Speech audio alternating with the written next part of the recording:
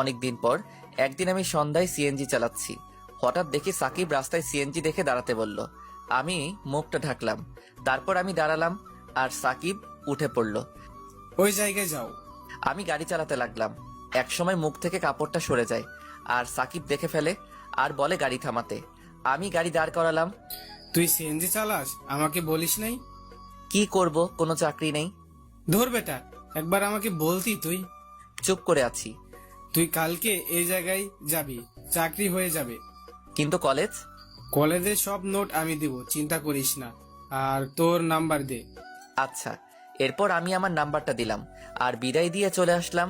আমি তবুও রাত 10টা পর্যন্ত সিএনজি চালিয়ে বাসায় চলে আসলাম।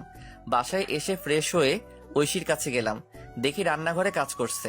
আমি ঐশীকে পিছন থেকে জড়িয়ে ধরে বললাম, এই কি করো? এই তো কাজ করি। খিদে পেয়েছে? যাও বসো, আমি আসছি। আচ্ছা। আমি বসে আছি, একটু পর ঐশী খাবার নিয়ে আসলো। আমি ঐশীকে খাইয়ে দিলাম আর সেও আমাকে খাবার খাইয়ে দিল। তারপর খাবার খেয়ে বিছানায় শুয়ে পড়লাম। শুয়ে শুয়ে ভাবছি চাকরিটা যদি হয় তাহলে একটু ভালো করে চলতে পারবো। প্রতিদিন এত কষ্ট আর ভালো লাগে না। তখনই ঐশী আমার কাছে আসলো।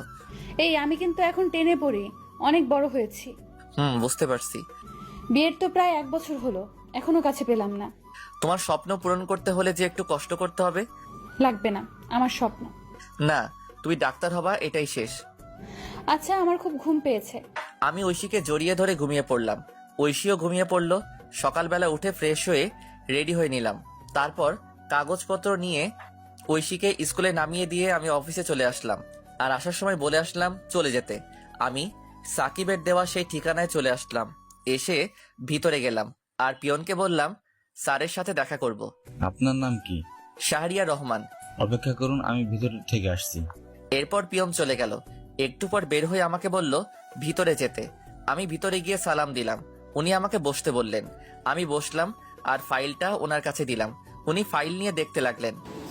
গুড, রেজাল্ট তো ভালো। তুমি যেহেতু সাকিবের বন্ধু তাহলে সমস্যা নেই। সাকিব আমার ভাতিজা। ও আচ্ছা।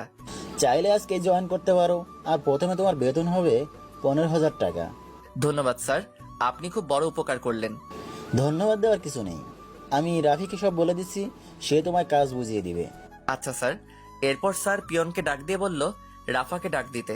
কিছুক্ষণ পর একটা মেয়ে আসলো আর তখন স্যার বলল, এই হচ্ছে শাহরিয়ার, আজকে নতুন জয়েন করলো। তুমি তাকে কাজ বুঝিয়ে দিবে।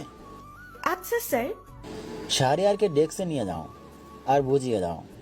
এরপর ফাইল নিয়ে চলে আসলাম আর মেয়েটা আমাকে একটা ডেস্কে নিয়ে আসলো। আমি বসলাম আর মেয়েটা বলল, হাই, আমি রাফা। হ্যালো, আমি শাহরিয়ার। চলুন আপনাকে কাজ বুঝিয়ে দেই। চলুন। এরপর রাফা আমাকে কাজ বুঝিয়ে দিতে লাগলো। আমি ভালো করে বুঝতে লাগলাম। এভাবে দুপুর হয়ে গেল আর রাফা বলল তার সাথে লাঞ্চ করতে, তাই তার সাথে ক্যান্টিনে খেতে গেলাম। তারপর সেখানে সবার সাথে পরিচিত হয়ে নিলাম। সবার সাথে পরিচিত হয়ে অনেক ভালো লাগলো। তারপর আবার কাজ করতে লাগলাম। কাজ করতে করতে কখন যে অফিসের টাইম শেষ হয়ে গেল বুঝতে পারলাম না। এভাবে চলতে লাগলো আমার দিনকাল।